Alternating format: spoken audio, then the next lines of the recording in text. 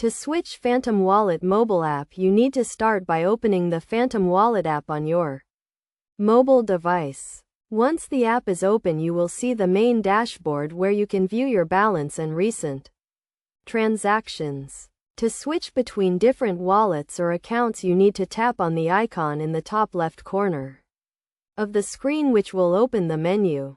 From the menu, tap on the Switch Wallet option, which will take you to a new screen where you can select the wallet you want to switch to. If you have not created a new wallet before, you can do so by tapping on the Create New Wallet option. You will then be prompted to enter a name for your new wallet and set a password.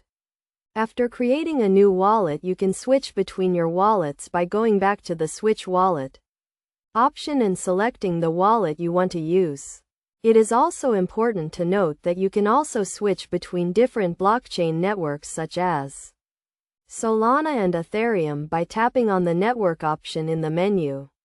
To ensure the security of your wallets, it is recommended that you use a unique password for each wallet and enable two-factor authentication whenever possible. By following these steps, you can easily switch between different wallets and blockchain networks in the Phantom Wallet mobile app.